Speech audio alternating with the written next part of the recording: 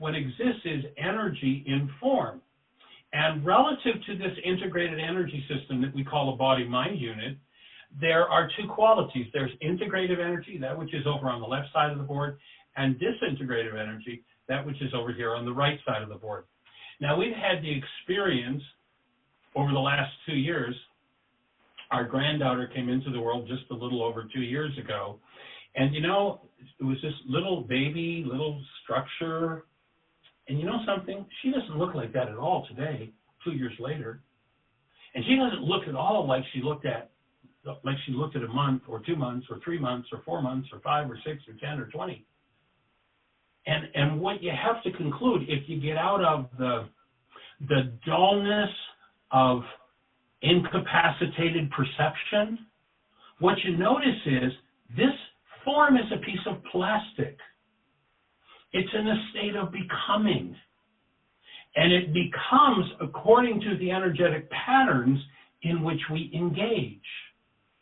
If we engage in these things on the right side of the board, hostility and fear, grief, rage, anger, sadness, jealousy, revenge, then we're continuously putting into the cells that are storing that particular energy. And my offering is that every cell in your structure functions as a brain cell, functions to store information. And so we're literally changing the plastic nature of every cell and overall the whole structure of this thing we call a body-mind unit. And we're laying that on top of, you know, we can't just step in, or at least normally. I think we get to a level of power where we might be able to, but we don't just step in and make an instant change in a whole structure. Why? Well, there are 1,000 generations of that mind energy becoming flesh within each of our structures. You know, we don't have to direct its becoming, it's happening. But as we grow in awareness and choose to engage in energetic patterns, we start to direct its becoming. This side of the board, we direct it into the disease process. This side of the board, we direct it into health and wholeness and higher states of being. And if we lived on a planet where 7.5 people woke up every morning, 7.5 billion people, pardon me, woke up every morning realizing that this is who they are, how different would our creative process be? If we didn't have people playing these games, if we weren't playing these games, how different would this piece of plastic look for each of us? What would it be capable of? And as I say, when we engage in that mind energy and it lands on the cell, that mind energy, when it's of a disintegrative nature, the cell says, ouch. It informs us that the quality of our creative process is off base. But what do we do? Well, what our culture has taught most of us to do is blame somebody else for that. Have you ever said this to somebody? You made me really mad. You hurt me. You really have a problem. You ever said that to somebody? And the question I like to ask is, if they're the one with the problem, why are you the one with the pain? That doesn't make any sense. If they're the one with the problem, they'd be the one with the pain. But if you're in pain and you think somebody else has got a problem, you've got a problem. Now, we have a definition for the act of thinking or speaking as though something outside of you is causing what's happening inside of you. And that's called denial.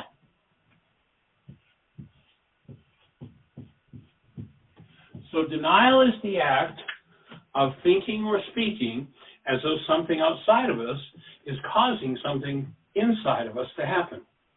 Now, something outside of us can cause something that's inside of us to move or intensify in its movement, but it can't cause that energy to be there. It has to be there in the first place. But when we live in this game of denial, you know, whenever I feel this way, I talk about them or somebody or anybody.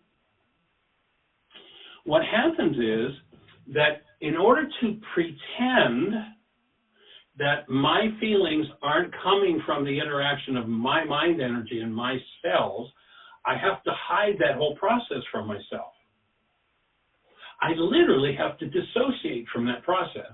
and I have to hallucinate, I have to generate a worldview, a perceptual construct that tells me that the problem is really out there. And of course, one of my favorite tongue-in-cheek lines, which many of you have heard used many times, is, if you've been through it 87 different times with 42 different people, how is it that you're the only one that was there every time? Sooner or later, we have to acknowledge that we're engaged in our own lives.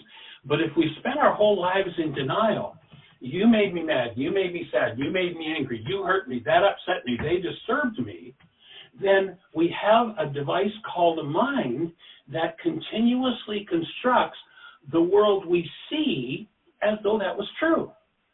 And what that means is that the real cause of what we're experiencing, we have to dissociate from.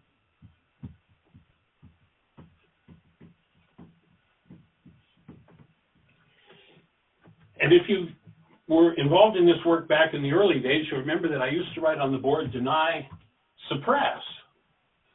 And it totally changed the work when I was given this instruction. I mean, I had specific instructions that were given internally from Ruka that said, Michael, no, it's not suppress. It's not merely hiding something from yourself. It's locking it away and throwing away the key. Once you're in an arena where you're in denial, you made me mad, your mad is no longer yours to change. So guess what? You now have a life sentence of mad. Anybody and everybody that can trigger that into activity can seem to make you mad. Why can they make you mad? Because mad is there. And if mad is there, it's an energy. And if you pushed it down 1,000 times, there's a very intense high energy wave radiating out from you that says to all the world on an energetic level, hey world, is there anybody that knows how to make me mad? Have you ever noticed there's never a shortage of volunteers? Why is that? Because life abhors you being diseased. Life doesn't want you dead. So life has been structured, it seems, so that if you are holding to a dis-ease energy and you've dissociated from it, someone's going to show up, and that happens through the law of resonance. Someone is going to receive the energetic invitation to come to your life and do to you exactly what you never wanted to have done. And if you tell them what's wrong with them and you get rid of them and you go away and you take the geographic cure, you'll find somebody else and somebody else and somebody else. I feel so blessed the universe reserved the title of my book for me. Why is this happening to me again? Because virtually everybody in the universe has asked the question. And, you know, probably the greatest atrocity done to us as human beings down through the ages and that we've bought into is that we've had hidden from us the fact that we are by nature creators. Nobody told us that. They told us all kinds of crazy things, but they didn't tell us that through the energetic patterns we engage in, we create our own cellular health and diseases. We create everything that shows up. We literally create the way this piece of plastic called a body-mind unit unfolds and becomes either toward disease or toward health. It depends on what the predominant resonant energy is in your structure. So for people who live in this state of denial, this state where it's all everybody else's fault, they hold all of these causes within themselves, but they press those causes down, hide them from themselves, and by so doing, intensify them every time they have to press it down, and therefore send out a signal that gets even stronger and stronger and stronger. You know, imagine that I've got a 3-foot diameter spring that sits here on the floor and it stands 3 feet high. Can that spring do anything sitting there on the floor? Not at all. But what happens if I push down on it and lock it? And I push down on it and lock it. And I push down on it and lock it. What happens after years of doing that? And I let the lock off. A lot of power stored in the spring. If I've been spending years and years and years telling everybody else why they're the problem in my life, I'm pushing down that energy, adding energy and information to it. And by so doing, I'm setting up literally an attractive energy field that will resonate or pull somebody into my life to do it to me again. So when I live life that way, when that's the game that I play, the things that I most don't want to deal with are literally stored in brain cells. When I talk about building brain cells in this work, I'm not talking about building new physical structure. I'm talking about the fact that every cell in the structure is designed to store information, literally to store frequencies. So every cell can hold energetic patterns and therefore function as a brain cell. When there are certain brain cells that I don't want to deal with, things that I'm in denial about, I push those things down and hide them. I intensify them, and by so doing, I set up a high energy wave. Now, I didn't know at the time how important a piece of information this was going to be way back, and this goes back probably 35 or 36 years ago. I used to keynote at a conference called Global Science out in Colorado. And one year, a gentleman named Marcel Vogel came to the conference. Marcel was a 23-year senior scientist from IBM. He was the only non-degreed scientist that IBM ever had on their payroll. And the reason he was non-degreed was because he was self-educated and nobody could teach him anything. At the age of 11, Marcel invented chemical light.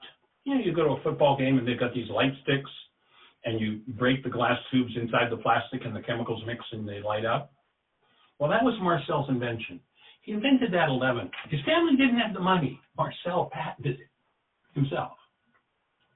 If your computer works, guess why? Marcel invented the magnetic coating on the plates of your hard drive that allows your hard drive to store information. That's the kind of mind that Marcel had. And what he did this particular year is he brought a thing called a Delaware camera. It was created by a man out of England named George Delaware. This camera is a little different than your average camera. Normally, you click the shutter, the aperture opens, light energy comes in, it's registered on the photographic plate, you develop it, you've got a picture. Not so with the Delaware camera. In between the aperture and the photographic plate, there's a tuning mechanism. So you can literally tune the camera, somewhat like a TV set or a radio, as to what frequencies it receives. And so what Marcel was able to do with this camera was he was able to attune it to the frequency of waves that leave the mind when we think a thought. And what Marcel was able to do was to take pictures of the high energy waves that leave the mind when we think a thought. So whatever we're holding in the way of mind energy within our structures, from our own lives or from our genes, we're literally sending out a composite of frequencies continuously. And because the universe is governed by the law of resonance, now the law of resonance, simply stated, says this: when two energy systems are in tune or in harmony with each other, there's an interchange of energy between them when one system is amplified above the other. You probably remember from physics class in high school. You took a middle C tuning fork, you hit it on a desk, and you put it in front of a second middle C tuning fork. The second middle C tuning fork was not moving. But when you put the first energized tuning fork in front of it, the second tuning fork started to move. It's called resonance, transfer of information. So notice that this tuning fork is moving, and through resonance, that one starts to move. Resonance creates motion. You might think about let's imagine you've got a baby grand piano, and you have two of them, and you open the top of the two baby grand pianos. Now, there are hundreds and hundreds of keys in each piano. But if I go over to one of those pianos, and I hit the middle C, and I go look into the second piano, there are going to be a bunch of strings vibrating in that second piano. Guess which ones? Only the ones that are keyed to middle C are going to be moving in that second piano. So resonance creates motion. Now, in the human realm, my offering is, resonance adds another piece to the puzzle, and that is resonance creates motion toward. So, I hit middle C on this piano. The other piano isn't going to get up and crawl up on top of it. It's not going to create motion toward. But in the human realm, when I set up a frequency, those who are in resonance with that frequency are going to tend to be drawn into my space.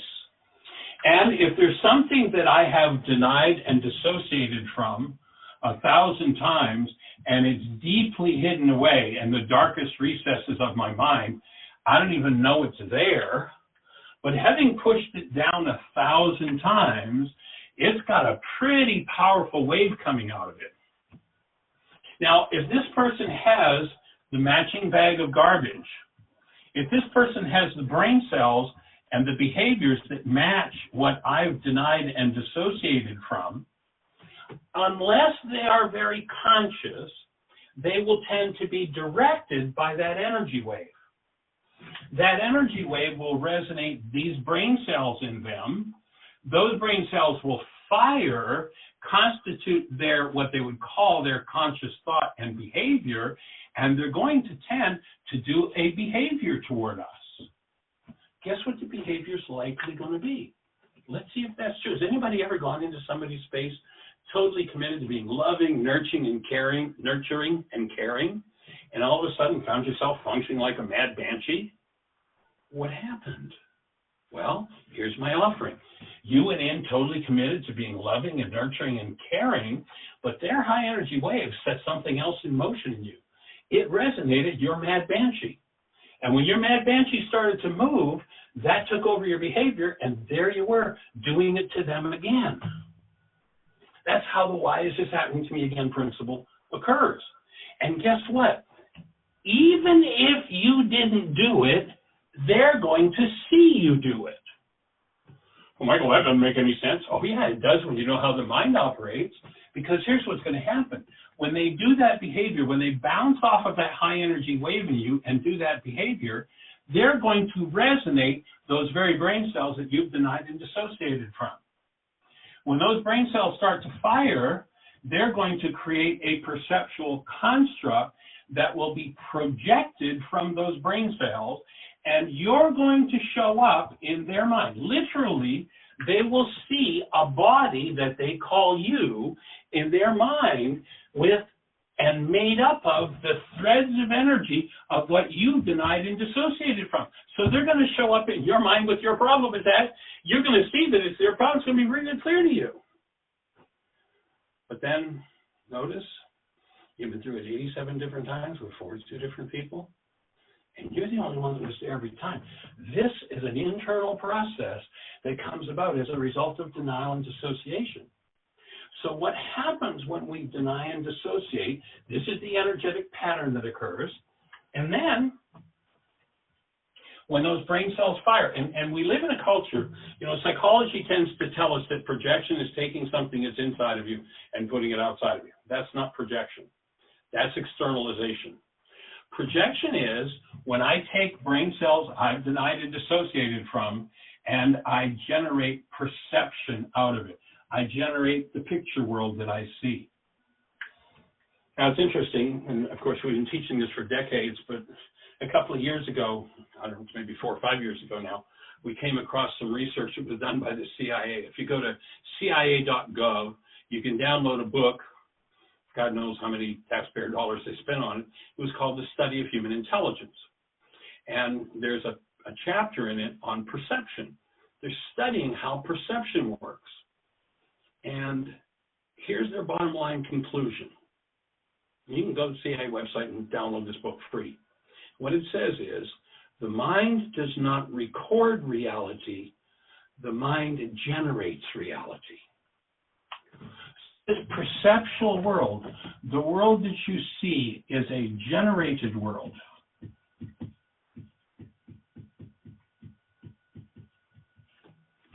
And as a generated world, it is a construct of your mind.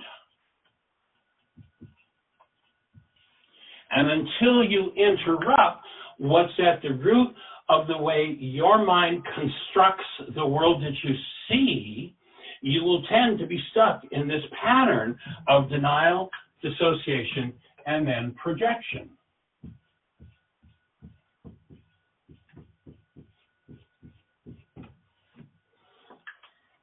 Now, our culture tells us that we have a pair of windows that we all get to look out of and see what's going on in the world. That is probably the biggest lie you've ever been told. You do not have a set of windows that look out into the world. It's not possible. You have an antenna. It's called the eye. It's a frequency receiving device. It receives frequencies based in light energy. Light energy enters the eye, and through the law of resonance, the information that comes in through the eye resonates brain cells. And brain cells generate perception, the world you see. You can't look out through this antenna. All the eye is, as the other senses are simply frequency receivers. They're just receivers of energy. And whatever energy you have brain cells for, whatever brain cells it resonates in you, the brain, the mind, distinguish between those two because the mind functions through every cell in the body, the mind generates this perception. And it's interesting, there's some Harvard research that says that in a time frame where 10,000 brain cells fire, that is, there are 10,000 measurable units of electrical activity going on within this structure, in that time frame, which is about a 25th of a second, the maximum amount of data that goes into building your perceptual world is 9 bits. That's it. You get to see 9 bits out of 10,000 brain cells firing, and it's been estimated that the actuality of the world perhaps contains as much as 20 trillion bits in that same time frame. So we're looking at a tiny, tiny fragment of what's actually happening in the world and a tiny fragment of what's going on within our minds. Now, when you get down to that, what you call this sort of a device is an evidential device. When you're only looking at 9 bits of data out of 10,000 brain cells firing, you're looking at evidence. There are no facts there. There is only evidence. And there's a device, or there's a function in the mind called a bias. And, you know, in electronics, if you've got a, let's say you've got a transistor, and that transistor is designed to pass a certain frequency, you have to apply a voltage to it that allows that to pass. Well, it's pretty much the same here. You have to apply a willingness to have certain evidence present itself. And so that bias that is what's contained in literally our whole generational pattern. And as a result, the only evidence we ever get to see is evidence of our own BS. And of course, that's a belief system. Anybody else have a different reality for those initials? If you have a different reality for those initials, I'll invite you to notice that's your reality. It's not mine. It's a belief system. I've had people who got upset with me for writing the initials BS on the board. And notice that they weren't upset because of my meaning, my reality, my perceptual construct for BS, belief system. They were upset and disturbed by a perceptual construct in their minds for those initials. Yeah. All upset is internal. You can't be upset unless you have an upsetting energy within yourself. And if you live in denial, they upset me, then dissociating from that upset, you will project it into your brain's image of someone else, and an endless procession of people will show up being the problem in your life. But you're the only one that was there every time. And when you understand that, these eyes don't see out there, but the world you see is generated from the firing of brain cells within you. Dr. Tim introduced a video by a gentleman, and take a look on, you can go into YouTube and search for Anil Seth, A-N-I-L-S-E-T-H. and he does a beautiful presentation where he informs us that the brain doesn't see light and the brain doesn't hear sounds. No such thing happens. The brain, the perceptual system, is constantly making its best guess about what's going on out there. When you realize that's how your perceptual system works, then, and you realize that perception has a quality, you got to have a standard by which to measure the perceptions you're going to accept and the ones you aren't. There is a sign within your structure that will tell you 100% of the time when your perception is off base. And that is your perception fueled by either hostility or fear? Remember I asked you earlier, did anybody ever accuse you of doing something you've never done or saying something you've never said? You know, most everybody in an audience will raise their hand, you know, kind of a laugh, yeah, I sure have. Take a moment and think about any time in your life where somebody's done that kind of accusation and they were not correct. What state of mind were they in when they accused you of saying something you never said and doing something you never did, even though they swear they saw you do it? I guarantee it's always hostility and fear. Yep. Now, probably that makes sense to you when you're looking at other people, but notice that you still have a tendency to trust your mind when it's doing hostility and fear. Hostility and fear are indicators that the mind is using corrupt data to build the world that you see. If you come from generations and generations and generations of hostility and fear-based perception, then it seems like that's the only thing possible, is perceptions based in that.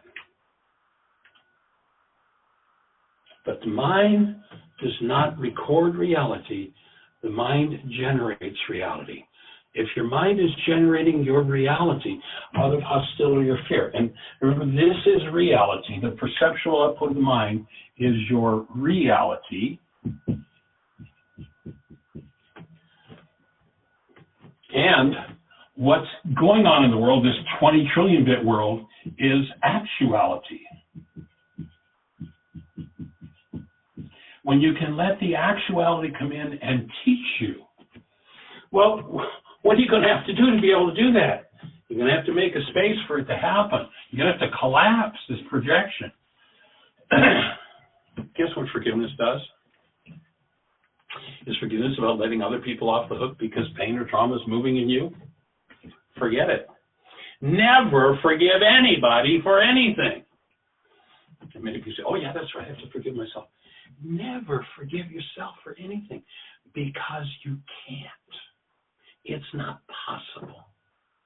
What the Greeks taught us was to let other people off the hook. They taught us pardoning in place of forgiveness and totally bastardized the idea of forgiveness. Forgiveness is the tool with which you collapse perceptions based in hostility and fear, and you leave a clean and open space within your mind for something based in active love to come forward.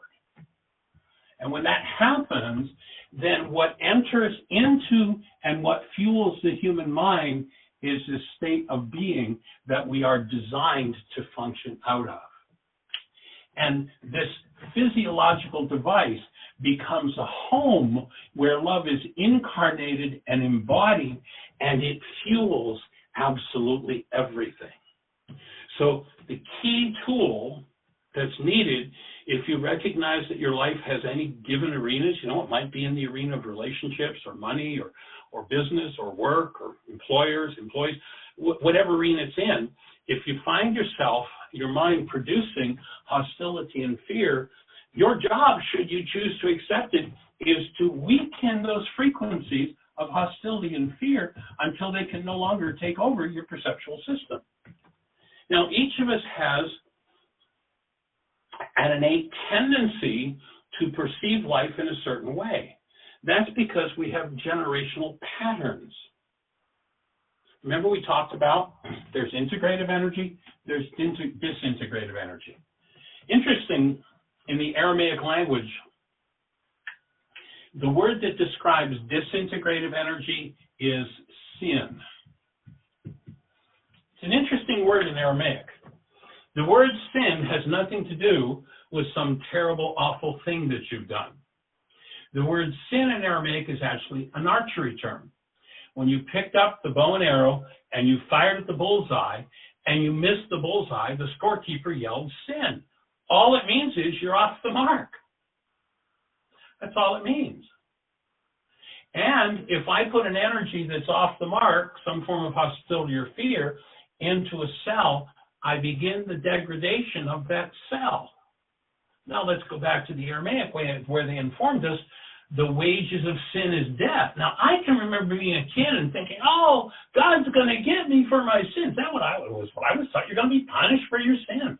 And here we live on the punishment planet. How common is that belief? What if we lived on a planet where 7.5 billion people could not even conceive of punishment, let alone reach out in punishment? What if we had 7.5 people who simply functioned as love and punishment never entered their awareness in any way, shape, or form? How different would our world be? I'm offering a worldview that that's possible, and that's where we want to go with this work. So when they say the wages of sin is death, all they were saying is, if you put disintegrative energy on top of disintegrative energy on top of, you're going to die. Your structure isn't going to be able to carry that burden. Literally, mind energy becoming flesh, that chemistry that we call it, that lands inside the cell, is going to create deterioration of the cell. You get enough cells deteriorating, you get an organ system failing. You get enough organ systems failing, and you die. Life can't be supported in a system that is filled with sin. And it's got no connotation of, evil, bad, wrong, nasty. It's just, what quality of energy are you engaging in? And then you remember they said, the sins of the fathers will be passed, yea, unto 3 and 4 generations. This is straight out of Scripture, and guess what? It's got nothing to do with religion.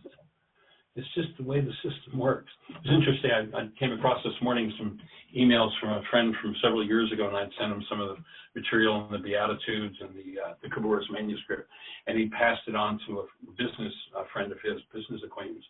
And I just read it this morning, and this fellow is Jewish, and he was putting forward some of Yeshua's ideas in Aramaic, these kinds of ideas. And this guy, this executive from a company he was working with, sent back, he says, what, you a Jew are talking about Jesus? I'm going to have to sit down and have a few shots of tequila before I read this. Because our world's been brainwashed that this is about religion, and that's just another scam to keep people separated and finding somebody else at fault and not living as their true nature. What this man said is, this is what causes you to die, and you have generations of that in there. Who told you that literally, you go back 4 generations, and that's 31 lives. Who told you that you have every thought, every feeling, every reality structured within your structure of the previous 30 people in your generations? Did anybody tell you that? The thoughts, the feelings, the attitudes, the perceptual constructs of mom and dad, and mom and dad's mom and dad, and their moms. Did anybody tell you that? This book called Scripture is not about theology. Here's where it's about genetics. It's about physics. It's about physiology. It's about psychology. It's about how this energy system called life works. But the Greeks didn't want us to know that. You'll notice the Greeks, they had these gods that raped their own mothers, murdered their own children. Pretty heavy-duty group of folks. So through that filter came this insane interpretation of something that was just meant to help you to determine how to live your life. So if you've got generations of energies that are off the mark in there, you're in trouble. And of course, you think about 3 to 4 generations, and where did the fourth generation back get their thoughts, their feelings, their realities? But from the previous generation and the previous. And So what this work ultimately is inviting you to do, and I'll say that having developed this and worked with this for almost 50 years now, when people are first introduced to this, they get it on a certain level. But it isn't until people work with it for 5 to 10 years that they really grasp what it's about, what it really means. And what we're inviting each of you to do is to develop a skill unheard of in our culture. And that is the skill of being able to delve inside of your own energy system, to learn to collapse projections of untoward energies, move into and literally decode what's in the cell. Literally, that mind energy comes in, lands on a receptor site, is integrated into the cell. The skill is to pull that out of the cell and throw it away. That's forgiveness.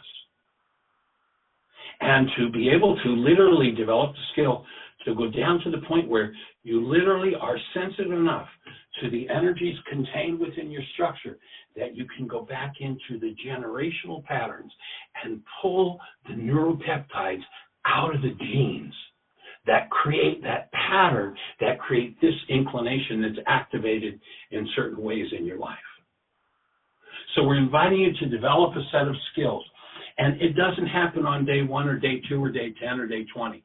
You know, I have people like, oh, I got $5 in 5 minutes. Tell me everything you know, Michael. No, it's not how it works.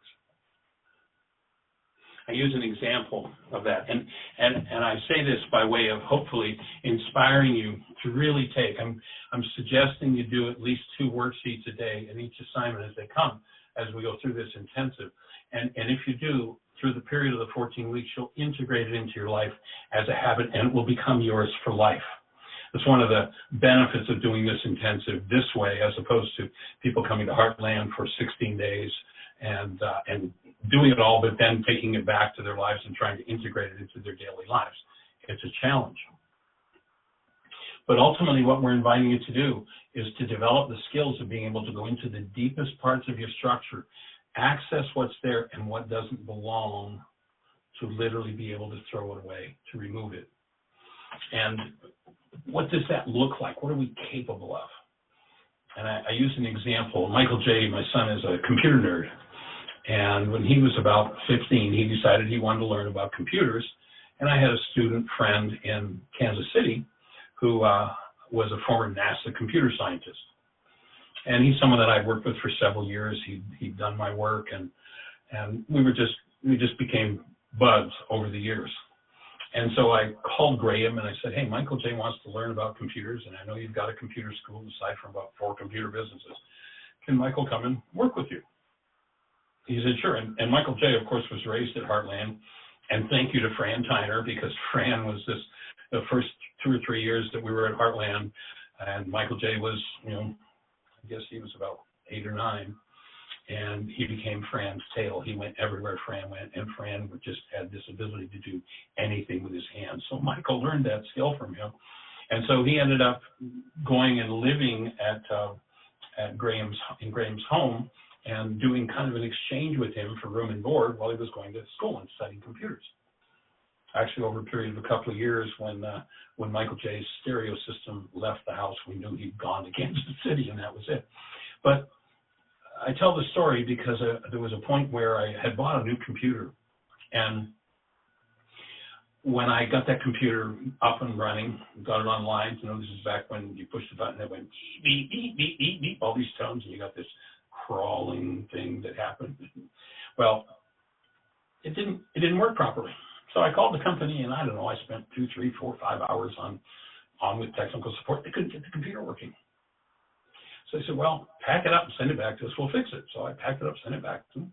2 weeks later, I got the computer back. It's ostensibly fixed. I plug it in. Same problem. Exact same thing. So I got on the phone with tech support again, go through the whole routine. They can't get it working. So I don't bug Graham because he's a really busy guy. He's got 3 or 4 businesses. And so I picked up the phone. I called and said, Graham, I apologize for bugging you, but I got a problem. Can you help me? And so I explained what had happened, and, I sent the computer back, and they couldn't fix it, and, what do I do? It's a brand new computer. He says, okay, well, go to a C prompt. At that point, I was a little bit ignorant of computers. I said, what's a C prompt? And I followed his directions. He said, well, put in a string of letters and hit a return. So I put in a string of letters, hit a return. Read to me what it says. And I read it to him. And he says, okay, type in this string of characters and hit a return. Read to me what it says. So I put that in, hit a return, and I read it to him. He said, okay, your computer's fixed. What? Your computer's fixed. Oh, now come on, Graham. I mean, I sent it back to them. We've spent hours on the phone. Michael, your computer is fixed. Guess what? My computer was fixed. Now, the company that built the system couldn't troubleshoot what Graham did literally in 3 minutes on the phone. That's called having brain cells for something. Are there challenges in your life? Are there hostilities and fears that you can't seem to overcome? Are there disorders and diseases that just don't seem resolvable? Well, as I said, 5 to 10 years of engaging. And people say, well, that's a long time. I don't know if I want to. Well, what else is there to do? There is no other path to this end result than doing your work. In the ancient times, they wanted an instant fix too. Well, $5, 5 minutes. What did they say to them? You can't storm the gates. You can't do it.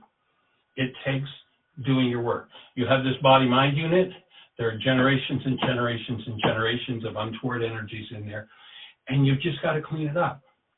Now, I've spent the last half century studying how to do that, how it works, what that all means. And this is my end result. It is actually the thing that inspired me to take it to the next level. My son just turned 40, was his birth. And when he came into the world, it was just like so awesome, and delivered him, or caught him with my hands. And it was just so amazing. And then I looked at the world at that time, and it's like, well, if somebody doesn't do something, there isn't going to be a world for this little one to grow up in. And this is what I did. And so I invite you to be on the team and be part of the process and key into how this process of healing works, what it really means. And the core of the forgiveness process, we're not actually going to get into doing the worksheet tonight, but we're going to get into what the core of the forgiveness process is. And from there, you can tap into, and you can go to our website, or pardon me, to your phone's app store, and just type in the words Heartland, Heartland, one word, Aramaic, Aramaic, forgiveness. And you'll be looking at the world's, as far as I know, only forgiveness app. You can do the worksheet. There are 2 different versions of it on your phone now, once you download that. And or you can go to whyagain.org, and in the upper left-hand corner of the page, it says Start Here. Click that button. It'll walk you through literally 50 years of what it took to understand how this process of forgiveness works. And what I'm going to explain to you right now, I didn't understand until I had worked with this for about 35 years. It took that to decode from the Aramaic and come to understand all of the aspects of how this comes together, the physiology, the physics, the psychology, the genetics of it, and how it all works. But suffice to say, in its shortest form at this moment, perception is the output of your mind. It's made of 9 bits of data. If your perception is fueled by any form of hostility or fear, you have a problem, because you are suffering from degraded perception. And your life will never go the way you want it to go while your perception is degraded. Underlying degraded perception is generations and generations and generations, our generations of unresolved hostility and fear. The thing that drives this whole process, and you'll notice in your life in general, unless you're just a naturally nasty person, if your persona is that degraded that you're a naturally nasty person, you'll notice that as long as everybody's doing what you want them to do, you're a pretty happy camper. But when someone, yourself or someone else, is not fulfilling a goal that you hold for them, that's when you go into hostility and fear, degraded perception, and untoward behavior. Why? Well, how does all that work? Well, here's what happens. Obviously, if there are 10,000 brain cells firing, and this is the most quoted piece of psychological research, and was done back in the 60s, if I remember correctly, this is the most quoted piece of research in psychological history. 9 bits of data, 10,000 brain cells fired. Now, there's other research that's come up since then that says, no, it's 13, it's 12. It doesn't matter. The point is, we get to see a little tiny fragment of what's really going on within us. And obviously, something has to determine which 9 bits of data your mind is going to use to build your perception. Something has to make that determination. What is it? The driver for that whole process is your goals. When you load a goal in the mind through resonance, everything associated with the frequency of that goal. Remember, everything is frequency. You know, I actually don't speak words. I've never spoken a word in my life, and neither of you. We call it words, but actually, I have a little flap of skin in my throat, and I know how to blow air over it so that it creates these things that we call words. But what's really happening is this air moving out causes air molecules to move. The air molecules moving cause a little drum inside of your ear to move, and that drum moving sets up an electrical frequency, and nothing is communicated by that except frequency. No light, no sound, no nothing goes in there or here. What goes in is frequency. And then that frequency causes brain cells to fire. And now your whole history, including your whole genetic history through the last 1,000 generations, is set into activity through the law of resonance. Whatever that goal resonates in you is going to be the information that is recruited by that goal to produce the perception, which includes your attitudes and your behaviors. If you don't like the behavior that you're doing, you know, we hear about the alcoholic that got drunk and did crazy stuff. And the next morning when they wake up, they are so repentant. Oh, that's so terrible. I will never do that again. And they really mean they're never going to do it again. But guess what? Next time they get drunk, they'll do it again. Remember we talked about inhibitors earlier? What's the first thing that happens with alcohol? Excessive amounts of alcohol knock out inhibitors. And now all the generational patterns that were never allowed, that were always shut down, that were always inhibited, will come into play, and people do crazy stuff. And much as they feel sorry the next morning and swear they're never going to do it, unless they go in and clean up these generational patterns, they're going to do it the next time the circumstance warrants it.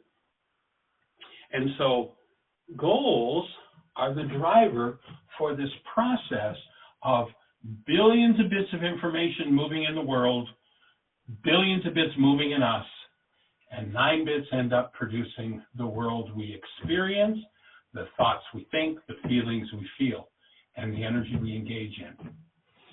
And this process is designed to be fueled by active present love. That's the power supply that it's designed to work with. Now, does anybody have a device in your home, your office, your shop, your car, your business that works really well when you unplug it? Human perception is designed to be fueled by human life. It's designed to be fueled by active present love. If your perception is fueled by hostility or fear, then you're not even human. Just because one has a human form does not mean they are human. Remember holding the newborn? Go back and hold that newborn child. Notice when you hold the newborn, what serenity, what peace, what sweetness, what the presence of love is like. Then ask yourself a question. Is the newborn loving me, or is the newborn love? My offering is, the newborn is the active presence of love, and so are you. If the active presence of love isn't active in your physiology, then there's no human life, because it is love that is human life. Remember Yeshua said, I come to bring you life? You look at his whole body of work, and the whole thing is about how do you get rid of the hostility or fear, and how do you fuel your mind by the active presence of love. Now, it's a two-part process. One part of the process is the dissolution of the generational patterns that do not belong. That's called forgiveness. Forget about ever forgiving anybody ever again. And it always amazes me, because I've had people who have been around my work 10, 15, 20 years, and they'll still talk about how well I forgave them. Stop. Never forgive anybody for anything. If you choose to pardon someone, they did something crazy, and you go, I can let that go. I'm going to let it go. I'll pardon you. I'll let you off the hook for that. That's done. But if you call that forgiveness, you won't actually do the next level, which is go inside yourself and remove and clean up the untoward energies that never belong within a human structure. So forgiveness is about the removal of what never belonged. That's half of the process.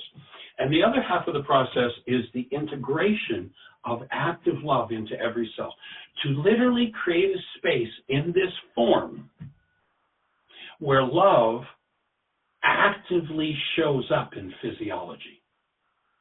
Now, the short form of the forgiveness process, and again, please use the radio show, ask questions. The short form of the forgiveness process is, the word forgive in Aramaic is shabag, and it literally translates from Aramaic to cancel. Now, what is it that I cancel? Do I cancel you? Well, that's murder. Probably not a good idea. Do I cancel myself? Well, no, that's suicide. Let's let that one go. But what in every circumstance where I have upset or disturbance going on, that means there's an untoward energy moving in my physiology. If I'm going to come out of my denial, what is it that I can cancel to change that whole process? When I cancel my goal, the perception generated as a result of that goal collapses. When it collapses, I now have a clean and open space within my mind where these underlying energies can surface. Because when I cancel a goal and collapse a perception, what happens is a pathway is open into the unconscious or the dissociated content.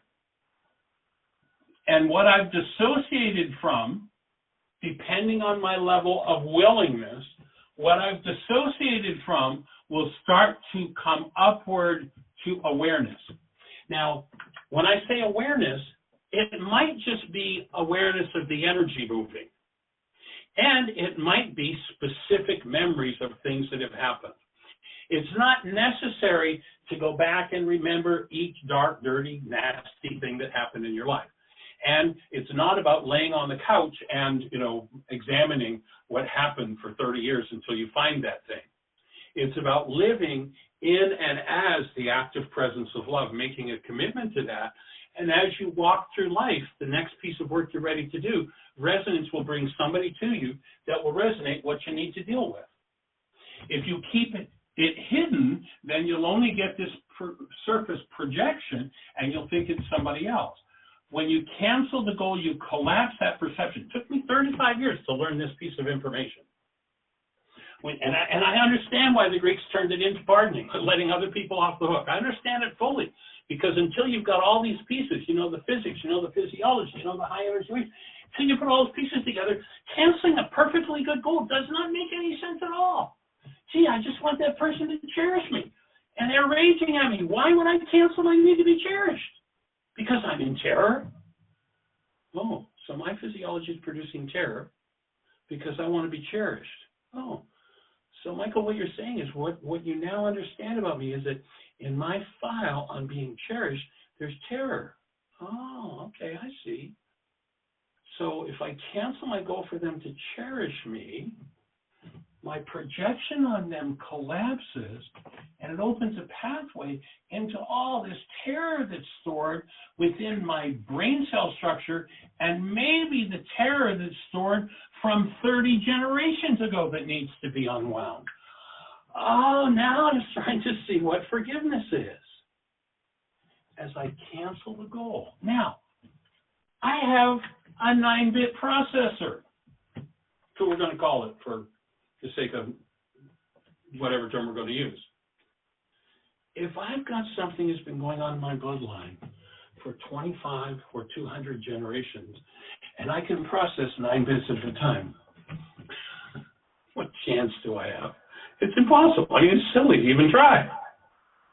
Fortunately, this man Yeshua understood another major piece of information. And that was that at creation, there was a power put in us that in Aramaic was called Ruka Dekudsha.